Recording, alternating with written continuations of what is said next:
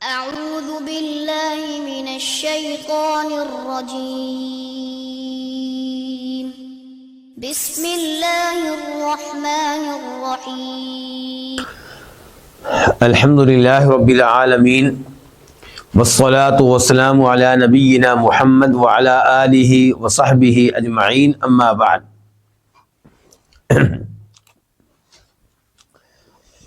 ہم ہیں آج اللہ کی توفیق سے، اللہ کے فضل و کرم سے الدرر البہیہ کے ساتھ۔ اس کتاب کا موضوع فقہی احکام و مسائل ہے، اور اس کتاب میں موجود کتابوں میں سے آج ہم پڑھ رہے ہیں چھٹی کتاب، کتاب الصوم، اور کتاب الصوم کا آج آخری باب ہے، اور وہ ہے اعتکاف۔ اعتکاف کا مطلب کیا ہے، معنی و مفہوم کیا ہے؟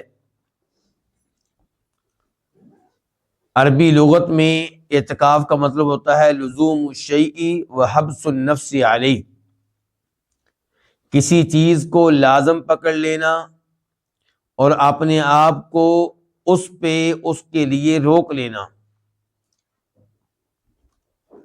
اور یہیں سے اللہ تعالیٰ کا فرمان ہے کہ یعکفون علی اصنام لہم، کہ موسیٰ علیہ السلام نے اپنی قوم کے کئی لوگوں کو دیکھا کہ وہ بتوں پہ جم کر بیٹھے ہوئے ہیں، بلکہ یہ کہنا زیادہ مناسب ہوگا کہ موسیٰ علیہ السلام اور ان کی قوم کے لوگ جب گزرے تو وہاں پہ ایک ایسی قوم تھی جو اپنے بتوں پہ جم کر بیٹھی ہوئی تھی۔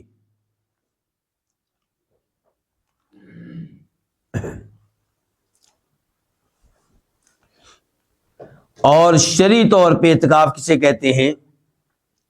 کسی مسجد میں رہنا ایک مخصوص طریقے سے اللہ تعالیٰ کی اطاعت کے لیے۔ اور شرعی طور پہ اعتکاف کسے کہتے ہیں؟ تو یہ تھا اعتکاف۔ اب آتے ہیں کہ امام شوکانی اس بارے میں کیا کہتے ہیں، ان کی گفتگو کیا ہے، اس گفتگو کی طرف آتے ہیں۔ آغاز کرتے ہیں اللہ کا نام لے کر۔ امام شوکانی فرماتے ہیں یشرع للصائم فی کل وقت فی المساجد، اعتکاف مشروع ہے، اعتکاف مستحب ہے، للصائم، اس کے لیے جو روزے کی حالت میں ہو، فی کل وقت، ہر وقت، فی المساجد، مساجد میں۔ اب یہاں پہ چند باتیں قابل غور ہیں۔ نمبر ایک کہ امام شوکانی نے کہا ہے کہ اعتکاف مشروع ہے، شریعت سے ثابت ہے،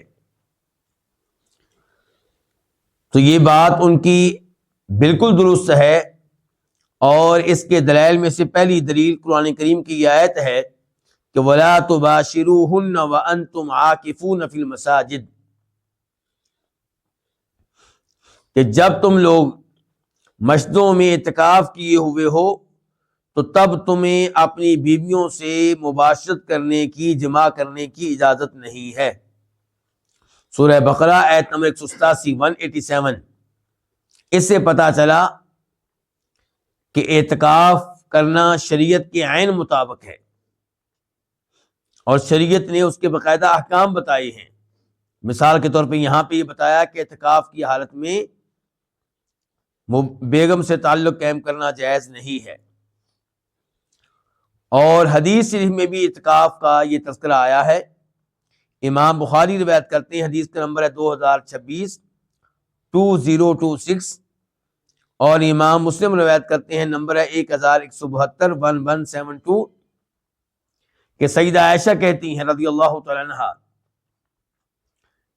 کہ کان النبی صلی اللہ علیہ وسلم یعتکف العشر الاواخر من رمضان، کہ نبی علیہ الصلوۃ والسلام رمضان کے آخری عشرے میں اعتکاف کیا کرتے تھے، حتی قبضہ اللہ، آپ ہر سال اعتکاف کرتے رہے یہاں تک کہ اللہ تعالی نے آپ کو فوت کر لیا۔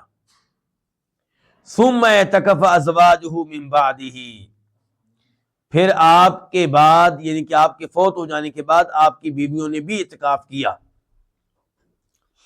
تو قرآن کی آیت سے اور اس حدیث سے پتہ چلا اعتکاف کرنا شریعت کے بالکل عین مطابق ہے اور اعتکاف کرنا چاہیے، اس کا اہتمام ہونا چاہیے۔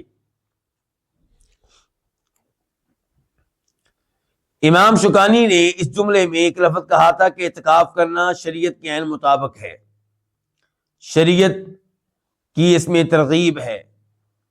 پھر کہتے ہیں کہ اعتکاف کس کے لیے ہے؟ اس کے لیے جو روزے رکھ رہا ہو۔ امام شوکانی کے الفاظ سے یہ محسوس ہو رہا ہے کہ جو روزے نہیں رکھتا وہ اعتکاف نہیں کر سکتا۔ لیکن امام شوکانی رحمہ اللہ اپنی کتاب نیل الاوطار میں، اپنی کتاب الدراری میں اور اپنی کتاب سید الجرار میں اس موقف کو راجح قرار دیتے ہیں کہ اعتکاف میں روزے رکھنا شرط نہیں ہے، یعنی کہ اعتکاف وہ بھی کر سکتا ہے جو روزے نہیں رکھ رہا۔ مثال کے طور پہ وہ آدمی جو شوگر کا مریض ہے اور اس وجہ سے وہ روزے نہیں رکھ رہا، کوئی کسی اور بیماری میں مبتلا ہے روزے نہیں رکھ سکتا، تو کیا وہ اعتکاف کر سکتا ہے؟ رمضان کے آخری 10 دنوں میں فائدہ اٹھانا چاہتا ہے، جی بالکل کر سکتا ہے۔ ایک بچہ ہے، بالغ نہیں ہے، روزے نہیں رکھ رہا کسی وجہ سے، اعتکاف کرنا چاہتا ہے، کر سکتا ہے؟ جی کر سکتا ہے۔ بوڑھا آدمی ہے، بڑھاپے کی وجہ سے روزے رکھنے کی طاقت نہیں ہے لیکن اعتکاف کرنا چاہتا ہے، جی ہاں کر سکتا ہے۔ لیکن یہاں پہ ایک سوال ہوگا کہ ایک حدیث آتی ہے کہ نبی علیہ الصلوۃ والسلام نے اپنے صحابی سے کہا تھا اعتکف وصم، اعتکاف کرو لیکن روزے رکھو۔ ابو داؤد شریف کی حدیث ہے 2474 2474، لیکن یہ روایت ضعیف ہے، نبی علیہ الصلوۃ والسلام سے ثابت نہیں ہے۔ بلکہ یہاں پہ یہ ذکر کرنا چاہوں گا کہ امام بخاری رحمہ اللہ نے صحیح بخاری میں باقاعدہ ایک باب قائم کیا، عنوان قائم کیا، کیا کہ باب من لم یر علیہ صوما اذا اعتکف، باب ہے اس کے بارے میں کہ جس نے اعتکاف کی حالت میں روزے کو ضروری خیال نہیں کیا، واجب خیال نہیں کیا، فرض خیال نہیں کیا۔ اس مسئلے میں علماء کرام کے 2 قول ہیں۔ پہلا قول یہ ہے کہ اعتکاف روزوں کے بغیر اعتکاف درست نہیں ہے، روزے نہیں تو اعتکاف بھی نہیں۔ یہ موقف ہے امام ابو حنیفہ رحمہ اللہ کا، امام مالک کا اور ایک روایت کے مطابق امام احمد کا۔ دوسرا موقف یہ ہے کہ اعتکاف کے لیے روزے شرط نہیں ہیں، البتہ اعتکاف میں روزے بھی ہوں تو اچھی بات ہے لیکن شرط نہیں ہے۔ یہ موقف ہے امام شافعی کا اور امام احمد کا ایک روایت کے مطابق۔ امام احمد کی کتنی روایتیں ہو گئیں؟ 2۔ اور میں بار بار توجہ دلاتا ہوں کہ ہمارے لیے پہلے مسئلہ بنے ہوئے تھے ہمارے وہ بھائی جو حنفی مقلد ہیں، کیونکہ ان میں زیادہ تر لوگ ایسے ہیں جو تقلید میں اس حد تک آگے نکل جاتے ہیں کہ وہ احادیث کی تعویلیں کریں گے، احادیث کو نظر انداز کر دیں گے لیکن اپنا مسلک نہیں چھوڑیں گے، امام ابو حنیفہ رحمہ اللہ کا قول اور فتویٰ ترک نہیں کریں گے، جبکہ امام صاحب کی ایسی تعلیمات نہیں تھی۔ وہ یہ تعلیمات دے کر گئے کہ میری بات حدیث سے ٹکرائے تو حدیث کو لے لینا، میری بات کو چھوڑ دینا۔ اوپر سے ہمارے چند نوجوانوں نے چند مہینوں سے یہ تحریک شروع کر رکھی ہے کہ مقلد بنیے، اور کس کے بنیے؟ امام احمد رحمہ اللہ کے، ہمری مقلد بن جائیے۔ تو میں اسی لیے بار بار توجہ دلاتا ہوں کہ آپ دیکھیے صورتحال کیا ہے، اور تقلید کا مطالبہ بھلا کس سے کیا جاتا ہے؟ عام آدمی سے۔ کس سے کیا جاتا ہے؟ عام آدمی سے۔ میں ہمیشہ یہ سوال کرتا ہوں کہ عام آدمی تقلید کیسے کرے گا؟ مجھے سمجھائیے۔ وہ امام احمد بن حنبل رحمہ اللہ کی روایات کہاں سے پڑھے گا ہر مسئلے میں؟ پھر کیسے ترجیح دے گا کہ کون سی روایت لینی ہے، کون سی نہیں لینی، کس کو لینا ہے، کس کو چھوڑنا ہے؟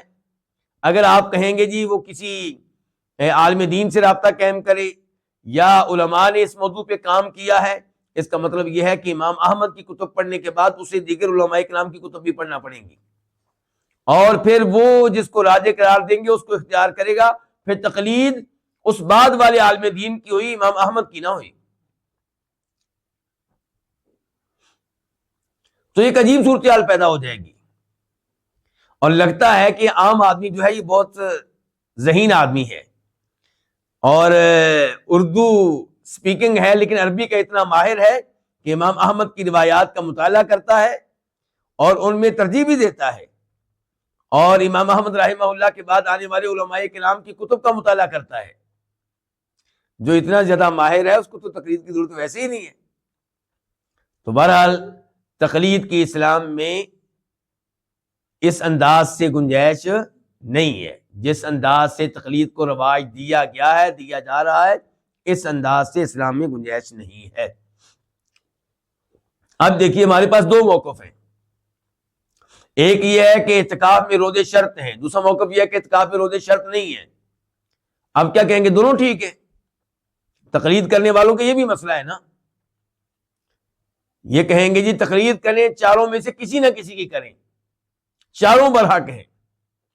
ٹھیک ہے جی، مان لیا ہم نے۔ اب بتائیے یہاں پہ عام آدمی کیا کرے؟ ایک طرف کہا جا رہا ہے کہ روزے شرط ہیں اعتکاف کے لیے، اعتکاف اس کے بغیر ہوگا نہیں، دوسری طرف یہ کہ شرط نہیں ہے۔ ادھر امام مالک اور امام احمد کی احمد ایک روایت کے مطابق، ادھر امام شافعی امام احمد ایک روایت کے مطابق۔ تو اس لیے کتاب و سنت کی پیروی کی جائے، اور ان عظیم ائمہ کرام کے اقوال فتاوی سے فائدہ اٹھایا جائے، مطالعہ کیا جائے۔ بہت فوائد ملتے ہیں ان کے فتاوی سے، لیکن ان میں سے کسی کو حرف آخر نہ مانا جائے، اور خود ان کی بھی یہی تعلیمات تھی، ان کی بھی یہی خواہش تھی۔ امام مالک رحمہ اللہ کہا کرتے تھے ہم میں سے ہر ایک کی بات لی جا سکتی ہے اور ریجیکٹ بھی کی جا سکتی ہے، سوائے اس قبر والے کے، یعنی کہ سوائے جناب محمد رسول اللہ صلی اللہ علیہ وسلم کے۔ تو اب اس مسئلے میں راجع کیا ہوا جی علماء کرام آپ کے یہاں؟ کہ اعتکاف کے لیے روزے شرط نہیں ہے۔ کیوں؟ کیونکہ نبی علیہ السلام نے ایسا کوئی حکم دیا ہی نہیں۔ ایک روایت آئی ہے تو وہ ضعیف ہے۔ تو آپ نے ایسا کوئی حکم نہیں دیا جس سے پتا چلے کہ روزوں کے بغیر اعتکاف نہیں ہو سکے گا۔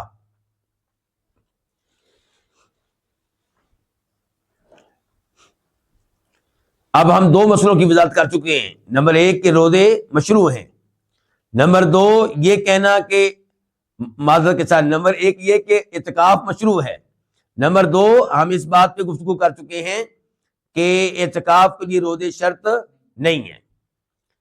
تیسرے نمبر پہ یہ کہ امام شوکانی کہہ رہے ہیں یہاں پہ کہ روزے مشروع ہے، اعتکاف مشروع ہے فی کل وقت، ہر وقت، جبکہ عام آدمی کے ذہن میں کیا ہے کہ اعتکاف کب ہوتا ہے؟ رمضان میں، وہ بھی رمضان کے آخر میں۔ اور امام شوکانی کہہ رہے ہیں کہ آپ کسی بھی وقت اعتکاف کر سکتے ہیں۔ تو کیا خیال ہے آپ کا؟ امام شوکانی کی بات ٹھیک ہے؟ بالکل ٹھیک ہے۔ شریعت نے کہیں پہ یہ نہیں کہا کہ اعتکاف صرف رمضان میں ہوگا یا رمضان کے صرف آخری 10 دنوں میں ہوگا، ایسی کوئی بات شریعت نے نہیں کہی۔ یہ بات درست ہے کہ نبی علیہ السلام عام طور پہ اعتکاف کرتے تھے، کب؟ رمضان میں، اور آخری سالوں میں رمضان کے آخری عشرے میں، ورنہ آخری سالوں سے پہلے آپ رمضان کے دیگر ایام میں بھی اعتکاف کرتے رہے ہیں۔ اور ہم سب جانتے ہیں کہ رمضان کے آخری ایام بہت ہی فضیلت والے ہیں، اس لیے ان میں اعتکاف کیا جائے تو بہت اچھی بات ہے۔ لیکن کیا دیگر ایام میں اعتکاف نہیں کر سکتے؟ کر سکتے ہیں، کر سکتے ہیں۔ کہ دلیل کیا ہے؟ پہلی دلیل یہ کہ شریعت نے اعتکاف کے ایام مخصوص نہیں کیے، اعتکاف کا مہینہ خاص نہیں کیا، تو اس لیے ہم کسی بھی مہینے میں، کسی بھی ہفتے میں، کوئی سے ایام میں اعتکاف کر سکتے ہیں۔ دوسرے نمبر پہ مزید اطمینان کے لیے حدیث ہے، راوی ہے عبداللہ بن عمر رضی اللہ تعالیٰ عنہما، کہ جناب عمر فاروق رضی اللہ عنہ نے نبی علیہ الصلوۃ والسلام سے سوال کیا کہ کنت نذرت فی الجاہلیۃ ان اعتکف لیلۃ فی المسجد الحرام، کہ میں نے زمانے جاہلیت میں، زمانے کفر میں منت مانی تھی کہ میں ایک رات مسجد حرام میں اعتکاف کروں گا۔ تو آپ نے کہا فاوفی بنذرک، تو آپ اپنی نظر کو، منت کو پورا کریں۔ اس حدیث کو روایت کے امام بخاری نے، نمبر ہے 2032 اور مسلم شریف میں اس حدیث کا نمبر ہے 1656 تو یہاں پہ جناب عمر فاروق نے کیا کہا ہے کہ میں نے منت مانی تھی کہ ایک رات مسجد حرام میں اعتکاف کروں گا، یہ نہیں کہا تھا کہ رمضان کی ایک رات، اور آپ نے بھی کہا اعتکاف کرو، آپ نے بھی یہ نہیں کہا کہ ٹھیک ہے اعتکاف کر لو لیکن رمضان میں کرنا، ایسا آپ نے کچھ نہیں کہا۔ اور جن ایام میں جناب عمر فاروق نے اعتکاف کیا یہ رمضان کے ایام نہیں تھے۔ ایک اور حدیث نوٹ کیجیے گا، اس کی راوی ہے سیدہ عائشہ، اور یہ وہ حدیث ہے جو آپ لوگوں نے کئی بار سنی ہوگی کہ نبی علیہ الصلوۃ والسلام نے ایک سال رمضان میں اعتکاف کرنا تھا، تو آپ نے سیدہ عائشہ کی ڈیوٹی لگائی کہ میرا خیمہ اعتکاف کے لیے لگوا دیا جائے۔ سیدہ عائشہ نے اپنا خیمہ بھی لگوا لیا آپ کی اجازت سے۔ سیدہ حفصہ نے اجازت مانگی سیدہ عائشہ کے ذریعے، تو آپ نے اجازت دے دی، ان کا خیمہ بھی لگا دیا گیا۔ سیدہ زینب بنت جحش نے جب دیکھا کہ خیمے لگے ہوئے ہیں تو انہوں نے اپنا خیمہ لگا دیا اور بغیر اجازت کے لگایا۔ تو آپ علیہ الصلوۃ والسلام نے دیکھا اتنے خیمے لگے ہوئے ہیں تو آپ نے اس کو پسند نہیں کیا۔ حدیث کے سیاق و سباق سے یہ معلوم ہوتا ہے کہ آپ نے محسوس کیا کہ اپنے شوہر کے قریب ہونے کے طور پہ اعتکاف کیا جا رہا ہے اور آپس میں مقابلہ ہے اس معاملے میں، تو آپ نے اس لیے اعتکاف اس سال نہیں کیا۔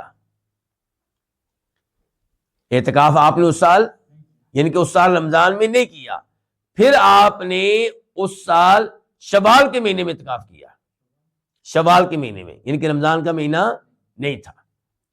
تو امام شوکانی کی بات پہ درست ہوئی کہ آپ اعتکاف کسی بھی وقت کر سکتے ہیں۔ یہ حدیث جو سیدہ عائشہ والی جو حدیث ہے اس کے آخری الفاظ کیا ہیں کہ فترک الاعتکاف ذلک الشہر، آپ نے اس مہینے اعتکاف ترک کر دیا، ثم اعتکف 10 من شوال، پھر آپ نے شوال کے 10 دنوں میں اعتکاف کیا۔ بخاری شریف کی حدیث ہے، نمبر ہے 2033۔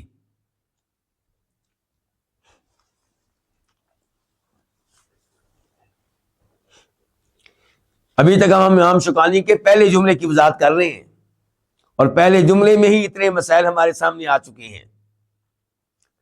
پہلا مسئلہ یہ تھا کہ اعتکاف مشروع ہے، دوسرا یہ کہ اعتکاف کے لیے روزہ شرط نہیں ہے، تیسرے نمبر پہ یہ کہ اعتکاف سال میں کبھی بھی کسی بھی وقت کر سکتے ہیں، اور چوتھا مسئلہ یہ کہ امام شوکانی کہہ رہے ہیں فی المساجد، اعتکاف کہاں کرنا ہے؟ مسجد میں۔ اس کا مطلب ہے کہ گھر میں اعتکاف کرنے کی اجازت نہیں ہے، گھر میں اعتکاف نہیں ہوگا۔ کیوں گھر میں اعتکاف نہیں ہوگا؟ ایک تو اس لیے کہ اللہ تعالیٰ نے کیا فرمایا سورہ بقرہ کی آیت نمبر 87 میں 187 جو پہلے میں نے آپ کے سامنے پڑھی ہے کہ وَلَا تُبَاشِرُوهُنَّ وَأَنْتُمْ عَاكِفُونَ فِي الْمَسَاجِدِ، کہ جب آپ لوگ مسجد میں اعتکاف کر رہے ہوں تو آپ کو بیگم سے تعلق قائم کرنے کی اجازت نہیں ہے۔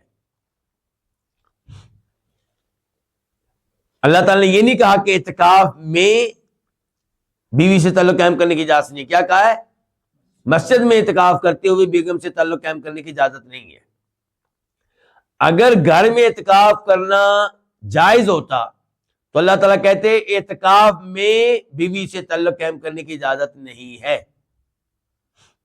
اللہ نے کہا کہ مسجد میں اعتکاف کرتے ہوئے بیگم سے تعلق قائم کرنے کی اجازت نہیں ہے. اس کا مطلب یہ کہ اعتکاف کہتے ہی مسجد میں عبادت کے لیے ٹھہرنے کو ہے.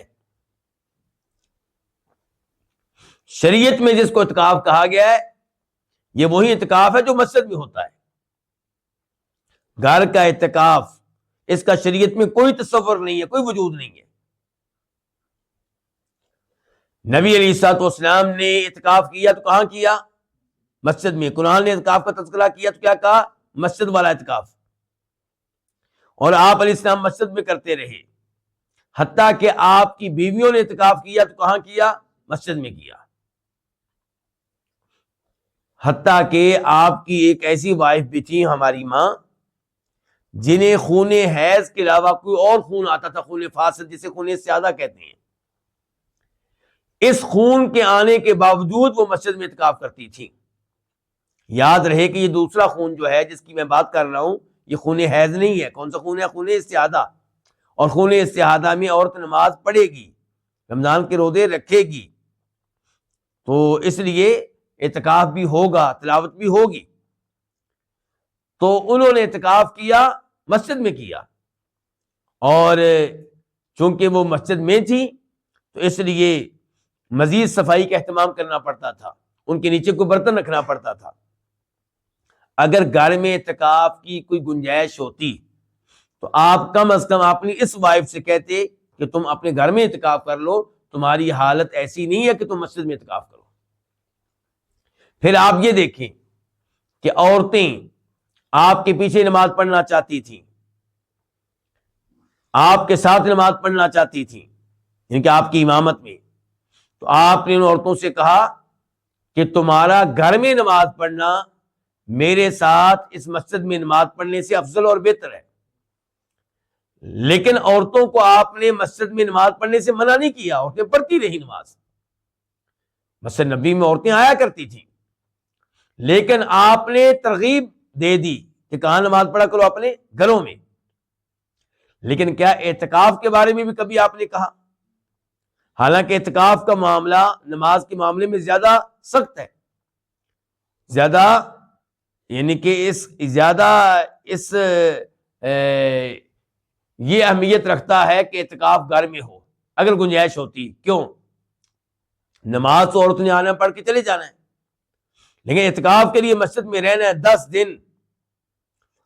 دن اعتکاف مسجد میں کرنا, جبکہ عورت پردے کی چیز ہے, عورت کو اپنے گھر میں ہونا چاہیے. لیکن نہیں, اعتکاف مسجد میں ہوتا رہا ہے. تو اس لیے اعتکاف جب بھی ہوگا مسجد میں ہوگا. کوئی عورت اعتکاف کرنا چاہتی ہے تو مسجد میں کرے گی, نہیں کر سکتی تو نہ کرے, گھر میں بیٹھ کے اللہ کی ویسی عبادت کرتی رہے. لیکن اگر اعتکاف کرنا ہے تو وہ مسجد میں ہی ہوگا. لیکن مسجد میں اعتکاف کرتے ہوئے 2 چیزوں کا خیال رکھا جائے. نمبر 1, خامند کی اجازت کا ہونا. خامند کی اجازت کے بغیر عورت اعتکاف نہیں کر سکتی, کیونکہ اعتکاف کہاں ہونا ہے؟ مسجد میں. اور عورت کو گھر سے باہر نکلنے کی اجازت نہیں ہے خامند کی اجازت کے بغیر. اسی لیے شریعت نے عورت کا خرچہ, کھانا, کپڑے, رہائش یہ کس کے ذمہ رکھی ہیں؟ شوہر کے. اب عورت گھر سے نکل نہیں سکتی, جب بھی نکلے گی خامند کی اجازت سے نکلے گی. تو اعتکاف بھی کرے گی تو خامند کی اجازت سے, کیونکہ 10 دن خامند کے حقوق متاثر ہوں گے. اس کے لیے کھانا کون بنائے گا؟ اس کے کپڑے کون دھوئے گا؟ اس کے گھر کے سسٹم کو کون چلائے گا؟ اس لیے خامند کی اجازت کے بغیر عورت اعتکاف نہیں کر سکتی. دوسرے نمبر پہ, عورت کے اعتکاف میں کوئی فتنہ نہ ہو. اگر مسجد کا ماحول ایسا ہے کہ وہاں پہ عورت اعتکاف کرے گی تو فتنہ پیدا ہوگا, مرد اس عورت کی طرف مائل ہو رہے ہیں کسی وجہ سے, یا عورت مائل ہو رہی ہے مردوں کی طرف, کوئی اس قسم کی صورتحال ہے, مسجد انتظامیہ کا کنٹرول نہیں ہے, مردوں عورتوں کے معاملات پہ انتظامیہ کا کنٹرول نہیں ہے، تو ایسی صورت میں عورت کو اعتکاف کرنے کی اجازت نہیں ہے. اعتکاف کر رہی ہے، فتنہ پیدا ہو رہا ہے، تو اعتکاف چھوڑ کے چلی جائے.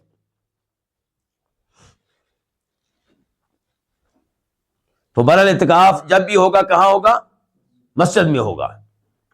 اچھا، اب یہاں پہ ایک مسئلہ اور بھی ہے. پھر ٹوٹل کتنے مسئلے ہو گئے اب تک؟ شاید 4 ہو چکے ہیں، عورتوں کو شامل کریں تو پھر 5 ہو چکے ہیں. اور چھٹا مسئلہ بھی شروع ہونے والا ہے، وہ یہ کہ کیا ہر مسجد میں اعتکاف ہوگا یا صرف مسجد حرام، مسجد نبوی اور مسجد اقصی میں ہوگا؟ کئی علماء کرام کی یہ رائے ہے کہ اعتکاف کرنے کی اجازت صرف 3 مساجد میں ہے، مسجد حرام میں، مسجد نبوی میں اور مسجد اقصی میں. کیا دلیل ہے ان کی؟ وہ حدیث جسے روایت کے امام بہقی نے اپنی سنن میں، نمبر ہے 7823 7823، اور امام طحاوی نے اپنی کتاب مشکل الآثار میں کہ حذیفہ بن یمان رضی اللہ عنہ نے عبداللہ بن مسعود سے کہا، صحابی سے کہہ رہے ہیں کہ لوگ آپ کے گھر کے درمیان اور ابو موسیٰ کے گھر کے مابین اعتکاف کر رہے ہیں. کیا مطلب سڑک کے اوپر، پارک میں؟ نہیں، مراد ہے کہ آپ کے گھر کے مابین اور ابو موسیٰ کے گھر کے مابین جو مساجد ہیں وہاں لوگ اعتکاف کر رہے ہیں. لا تغیر، اور آپ اس کے اوپر کوئی انکار نہیں کر رہے، آپ ان کو روک نہیں رہے، آپ خاموش ہیں. وقد علمت، جبکہ آپ کو پتا ہے، ان رسول اللہ صلی اللہ علیہ وسلم قال، کہ نبی علیہ السلام نے فرمایا تھا، لا اعتکاف الا فی المساجد الثلاثہ، اعتکاف ہوگا تو صرف 3 مساجد میں ہوگا. پھر آپ ان 3 مساجد کے نام لیے، مسجد حرام، مسجد نبی، مسجد اقصی. فقال، تو یہ کون گفتگو کر رہے ہیں؟ کون سے صحابی ابھی گفتگو کر رہے تھے؟ ایک کر رہے تھے، ایک سن رہے تھے. گفتگو کرنے والے کون تھے؟ حذیفہ. جن سے گفتگو ہو رہی ہے وہ کون تھے؟ عبداللہ بن مسعود. تو اب عبداللہ بن مسعود کہنے لگے، لعلک نسیت وحافظ، شاید آپ بھول گئے ہیں اور انہوں نے مسئلے کو یاد رکھا ہے. وَأَخْطَأْتَ وَأَصَابُوا، شاید آپ سے غلطی ہو رہی ہے اور وہ درست عمل کر رہے ہیں. کون کہہ رہے ہیں؟ عبداللہ بن مسعود کہہ رہے ہیں. شیخ البانی رحمہ اللہ اس کو اپنی کتاب الصحیحہ میں لے کر آئے ہیں، 2786 2786، اور اس کو صحیح قرار دیا ہے. اب کون سا موقف ٹھیک ہے؟ حذیفہ بن یمان حدیث سنا کر یہ موقف دے رہے ہیں کہ صرف 3 مساجد میں اعتکاف ہوگا. عبداللہ بن مسعود آگے سے ان سے کیا کہہ رہے ہیں؟ شاید آپ بھول گئے ہیں، شاید آپ کو غلطی لگی ہے اور ان کا عمل درست ہے. تو اس سے پتہ چلا کہ عبداللہ بن مسعود حذیفہ بن یمان کی بات پہ مطمئن نہیں ہے، اور اس حدیث کے صحیح اور ضعیف ہونے میں اختلاف ہے. اگرچہ شیخ البانی رحمہ اللہ نے اس کو صحیح قرار دیا ہے، لیکن انہوں نے صحیح قرار دینے کے باوجود یہ کہا ہے کہ یہ جو الفاظ ہیں کہ اعتکاف صرف 3 میں، اس کا مطلب یہ نہیں ہے کہ اعتکاف صرف 3 میں درست ہے، باقی جگہ درست نہیں ہے. اس کا مطلب یہ ہوگا کہ اعتکاف ان 3 مساجد میں افضل ہے، باقی 3 مساجد میں وہ فضیلت نہیں ہے، باقی مساجد میں وہ فضیلت نہیں ہے جو ان 3 مساجد میں ہے.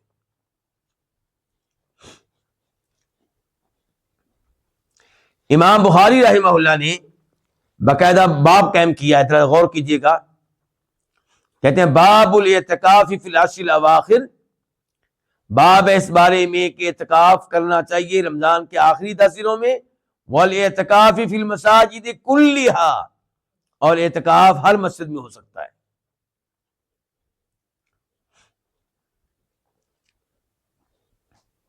اور انشاءاللہ یہی راجح ہے، اعتکاف کسی بھی مسجد میں ہو سکتا ہے.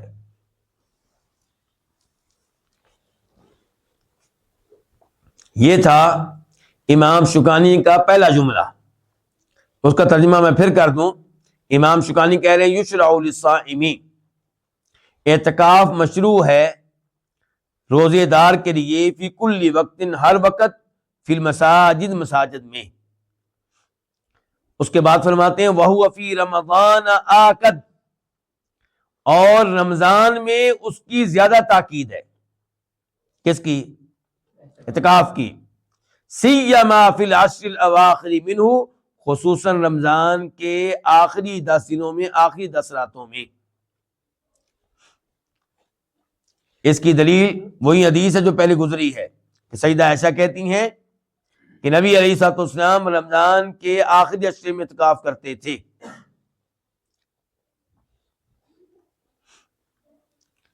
اس کے بعد فرماتے ہیں امام شوکانی وَيُسْتَحَبُّ الْإِجْتِهَادُ فِي الْعَمَلِ فِيهَا وَفِي لَيَالِ الْقَدْرِ، کہ عمل کرنے کے لیے محنت کرنا مستحب ہے، فیہا، ان میں، کن میں؟ رمضان کی آخری 10 راتوں میں، 10 دنوں میں۔ پھر کہتے ہیں وفی لیال القدری، اور ان راتوں میں جن راتوں کے بارے میں یہ امید ہوتی ہے کہ یہ شب قدر ہوگی، لیلۃ القدر ہوگی۔ کئی نسخوں میں یہاں لفظ ہے کہ وقیام لیال القدری، کہ مستحب ہے ان 10 راتوں میں، ان 10 دنوں میں عمل کرنا، عمل کرنے میں محنت کرنا، اور شب قدر کی راتوں کا قیام کرنا، قیام کرنے میں محنت کرنا، یہ کیا ہے؟ یہ مستحب ہے۔ اور یہ بھی معنی ہو سکتا ہے اس جملے کا کہ ان 10 راتوں میں نیک اعمال کرنے میں محنت کرنا مستحب ہے، اور وہ راتیں جن کے بارے میں امید ہوتی ہے کہ شب قدر ہوں گی، ان میں قیام کرنا مستحب ہے۔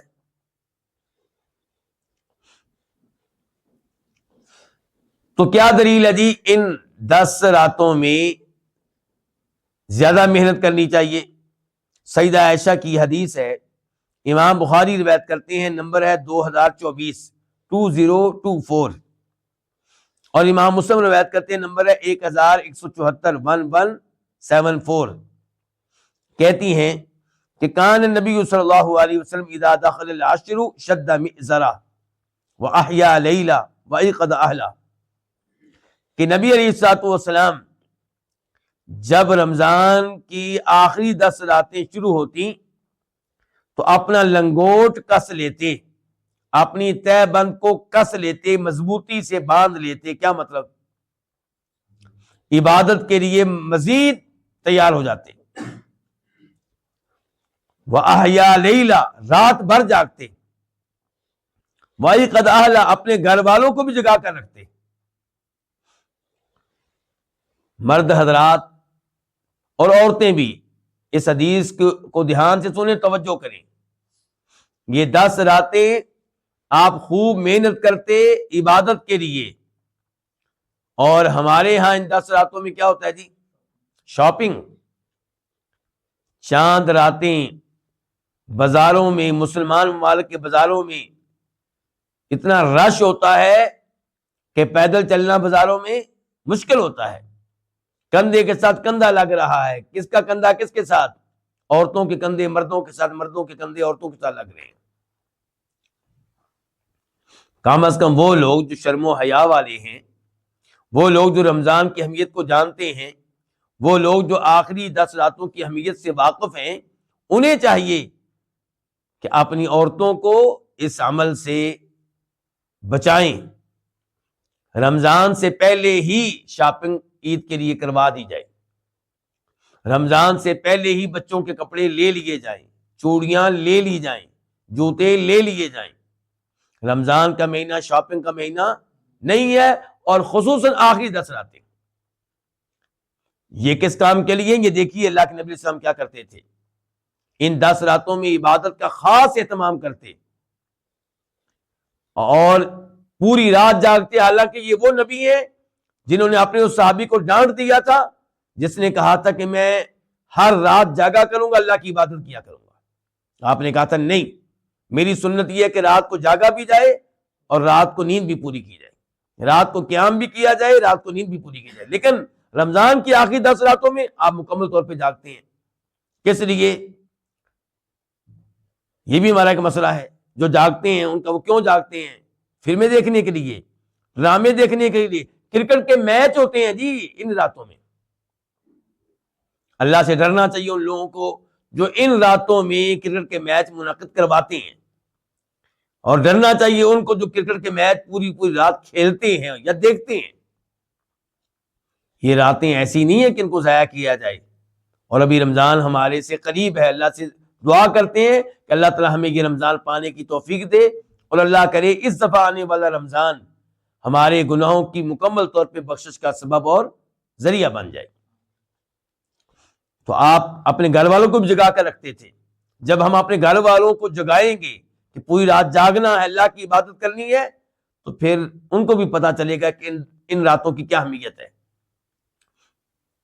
پھر ان کو بھی پتا چلے گا کہ آئندہ ہم نے ان دنوں میں شاپنگ نہیں کرنی، کیونکہ یہ راتیں تو جاگنے کی، دن کو سونا ہے، زور سے پہلے تک نیند پوری کر لیں اور رات کو جاگیں اور اللہ کی عبادت کریں، قیام کریں، تلاوتیں کریں، اذکار کریں۔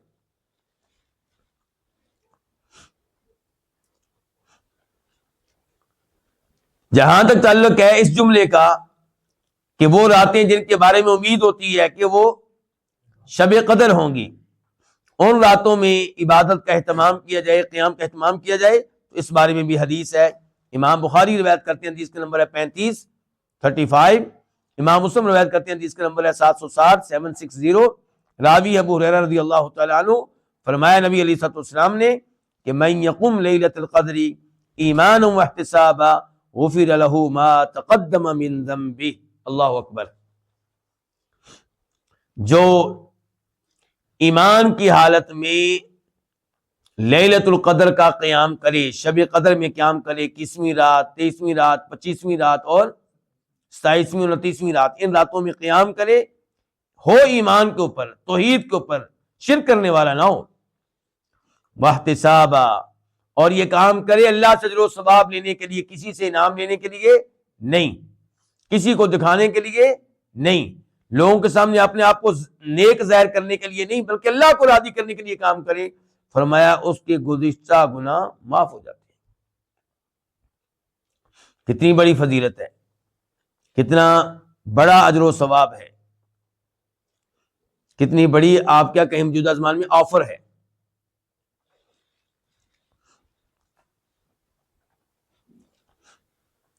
اور جس کو شب قدر مل جائے، اس کو لگے کہ آج کی رات کیا ہے، شب قدر ہے، وہ کون سی دعا پڑھے؟ بلکہ یہ دعا ان 5 راتوں میں پڑھی جا سکتی ہے، بلکہ عام رات میں بھی پڑھی جا سکتی ہے، لیکن خاص طور پہ ان راتوں میں۔ امام ترمذی روایت کرتے ہیں، نمبر ہے 3513 3513۔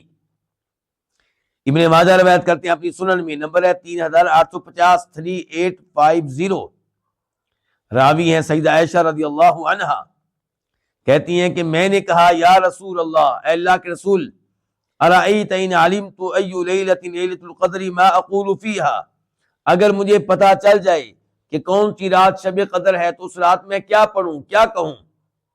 فرمایا قولی، تم یہ کہو اللہم انک عفو، اے اللہ یقیناً تو بہت معاف کرنے والا ہے، تحب العفو، معاف کرنا تجھے محبوب ہے، تو پسند کرتا ہے معاف کر دینے کو، فاعف عنی، اس لیے تو مجھے معاف کر دے۔ کیوں مجھے معاف کر دے؟ کیونکہ نمبر 1 تیرا نام ہے عفو، گویا کہ اللہ کو اللہ کے نام عفو کا واسطہ دیا جا رہا ہے، اللہ کے نام عفو کو وسیلہ بنایا جا رہا ہے۔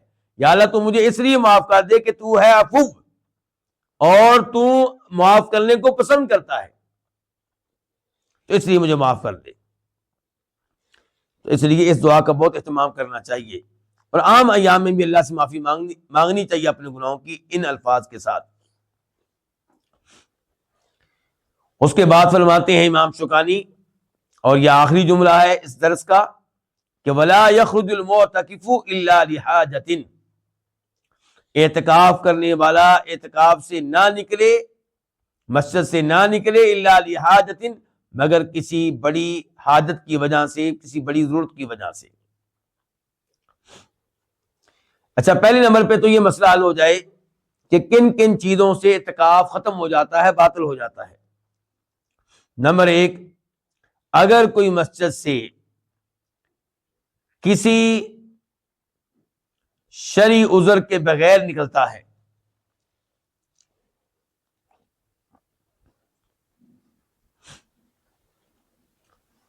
شرعی ضرورت یا انتہائی مجبوری اس کے بغیر نکلتا ہے۔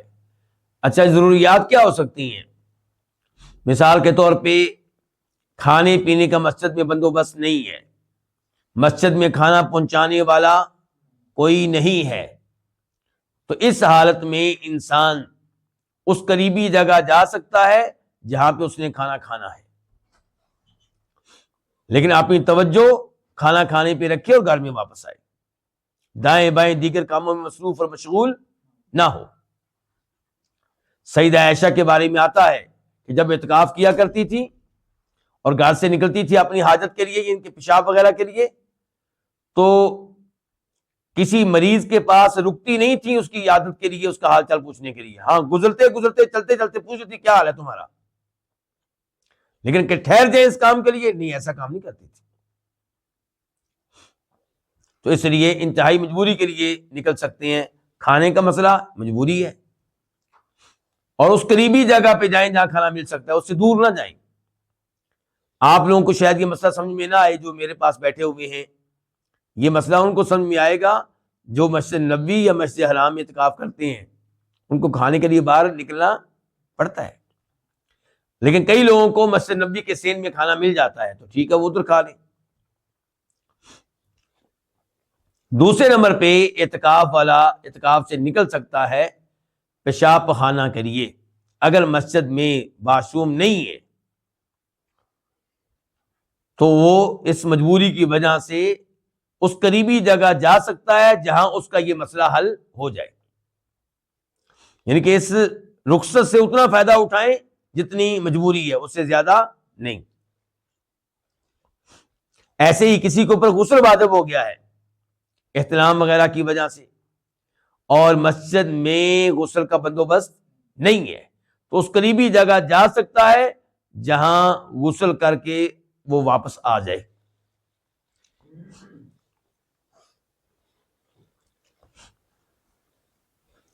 دوسرے نمبر پہ جس چیز سے آپ کا اعتکاف باطل ہوگا وہ ہے جماع۔ اگر کوئی آدمی حالت اعتکاف میں بیگم سے جماع کر لیتا ہے، مثال کے طور پہ آپ کہیں گے کیسے جماع کرے گا، یعنی کہ وہ اپنے گھر گیا تھا، کیوں؟ کھانا کھانے کے لیے، قریب میں کوئی بندوبست نہیں تھا، مجبوری تھی اس کی، اور وہاں بیگم اس کی موجود تھی، اس نے وہاں پہ جماع کر لیا، تعلق قائم کر لیا، اعتکاف باطل ہو گیا۔ کیا اب آپ کے ذہن میں یہ سوال آئے گا کیا اس کی پھر قضا ہے؟ تو جواب یہ ہے کہ اگر اعتکاف واجب نہیں تھا بلکہ مسنون اور سنت تھا تو اس کی قضا بھی سنتی ہے، یعنی کہ بہتر ہوگا آپ قضا دیں، واجب نہیں ہے۔ لیکن اگر آپ نے منت مانی تھی اعتکاف کرنے کی تو پھر تو آپ کا اعتکاف واجب تھا، اب آپ ٹول بیٹھے ہیں تو اب اس کی قضا کیا ہے؟ واجب ہے۔ کیا دلیل ہے اس مسئلے کی کہ جماع کی وجہ سے اعتکاف باطل ہو جائے گا؟ کیونکہ اللہ نے کہا وَلَا تُبَاشِرُوهُنَّ وَأَنْتُمْ عَاكِفُونَ فِي الْمَسَاجِدِ۔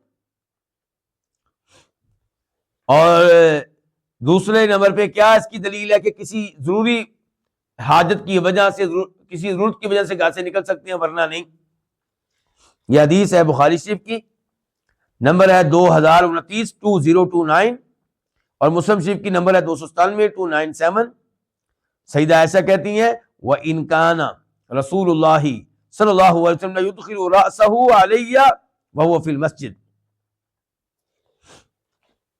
فَأُرَجِّلُهُ، کہ نبی علیہ السلام مسجد میں اعتکاف کیے ہوتے تو اپنا سر میرے گھر میں داخل کرتے تو میں آپ کو کنگھی کر دیا کرتی تھی۔ کیا داخل کرتے تھے؟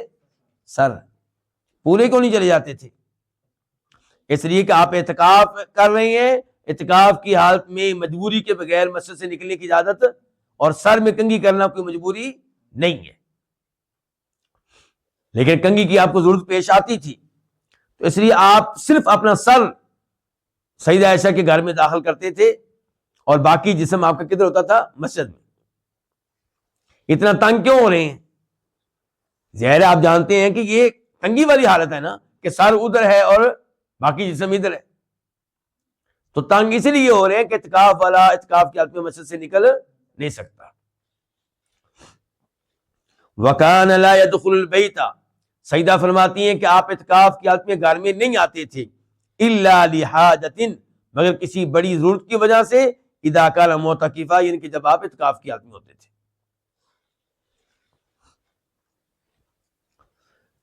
کون کون سے امور حالت اعتکاف میں جائز ہیں؟ نمبر 1 کہ کسی انتہائی مجبوری کی وجہ سے، حاجت کی وجہ سے مسجد سے نکلنا جائز ہے۔ تو اگر ایک آدمی تاجر ہے، کاروباری شخصیت ہے، اس نے اعتکاف کر لیا اور اب کوئی سین کرنے ہیں، سین کرنے چھوڑے، ڈیلنگ کرنی ہے کسی بڑے معاہدے پہ، کوئی کروڑوں کا معاہدہ ہے، تو یہ تو بہت اس کے لحاظ سے بہت بڑی مجبوری ہے۔ تو کیا وہ مسجد سے نکل کے آدھے منٹ کے لیے اس معاہدے کا حصہ بن سکتا ہے؟ نہیں بن سکتا۔ یہ کوئی مجبوری نہیں ہے، یہ کوئی مجبوری نہیں ہے۔ مجبوری کیا ہوتا ہے؟ پیشاب، پخانہ، کھانا جس کے بغیر انسان مر جائے گا وغیرہ، یہ مجبوری، یہ ہوتی ہیں مجبوریاں۔ اچھا تو لیں، تو پھر اس تاجر کے لیے کیا حل ہے؟ اس کے لیے حال یہ ہے کہ یا تو مسجد میں اعتکاف کرتا رہے اور اعتکاف کو اپنے کاروبار پہ ترجیح دے اور اللہ سے اجر و ثواب کی امید رکھے، اور یا پھر اعتکاف چھوڑ دے، اعتکاف چھوڑ دے۔ اور یہ بھی ممکن ہے کہ وہ اعتکاف کر رہا تھا، اعتکاف کی وہ ایک دن گزرا اور اب اس قسم کا کام اسے پڑ گیا، ٹھیک ہے اعتکاف چھوڑ دے، وہ کام کر لے اور اس کے بعد آ کے نیا اعتکاف شروع کر دے۔ اب اس کا اعتکاف 9 دنوں والا ہو جائے گا، کیونکہ آگے عید آ رہی ہے۔ اب وہ 10 دن والا اعتکاف نہیں رہے گا، اور 9 دن اعتکاف کرنا بھی ٹھیک ہے، جائز ہے۔ نمبر 2، اعتکاف کی حالت میں آپ جائز امور میں مشغول ہو سکتے ہیں۔ جائز امور سے کیا مراد ہوگا؟ جو بھی امور جائز ہیں، مثال کے طور پہ یہی بات کنگھی کرنا، مسجد میں بیٹھ کے اگر کوئی کنگھی کر لیتا ہے اور بالوں کو مسجد میں گرنے نہیں دیتا، یا گرتے بھی ہے تو بعد میں اس کو اٹھا لیتا ہے، تو مسجد میں کنگھی کرنا جائز ہے، کوئی حرج نہیں۔ مونچھیں کاٹنا چاہتا ہے کاٹ سکتا ہے، ناخن کاٹنا چاہتا ہے اعتکاف کے وقت میں کاٹ سکتا ہے، کسی آدمی سے کوئی بات کرنا چاہتا ہے، کوئی مسئلہ پوچھنا چاہتا ہے، پوچھ سکتا ہے۔ اگر کبھی گھر فون کر لیا تو اس میں بھی کوئی حرج نہیں ہے۔ نبی علیہ الصلوۃ والسلام کی بیویاں آپ سے ملنے کے لیے اعتکاف کے وقت میں مسجد میں آئی تھی، تو اس لیے بیگم بھی آپ سے آ کے اعتکاف کے وقت میں مل سکتی ہے، لیکن اس کو کھیل تماشا نہ بنائیں۔ یہ نہیں کہ 5 گھنٹے بیگم کو بٹھا کے آپ اعتکاف گاہ میں باتیں کر رہے ہیں، تو اگر یہی کام کرنا ہے پھر گھر میں ہی چلے جائیں۔ لیکن بیگم آ کے کوئی بات کر سکتی ہے آپ سے، یا فون پہ کوئی بات کر سکتی ہیں، لیکن کس موبائل سے بچیں؟ ٹچ موبائل سے بچیں۔ سمارٹ موبائل کہتے ہیں اس کو، ہاں سمارٹ موبائل جو ہے اس سے بچیں۔ کیوں؟ کیونکہ اس میں تصویریں ہوں گی، اس میں بہت کچھ ہوگا، وہ آپ کو مشغول کر دے گا، آپ کی توجہ کھینچے گا اپنی طرف، عبادت سے توجہ ہٹا کے کہیں اور آپ کو لے جائے گا، اس لیے اس سے بچیں۔ ہاں سادہ موبائل کے ذریعے کوئی ضروری بات اپنے گھر میں کرنی کر سکتے ہیں، لیکن مسجد میں بیٹھ کے کاروباری باتیں نہیں کر سکتے، نہ فون کے ذریعے نہ ویسے۔ مسجد میں کاروبار کرنے کی اجازت نہیں ہے، کاروباری ڈیلنگ وغیرہ یہ معاملات یہ مسجد میں آپ گفتگو نہیں کر سکیں گے۔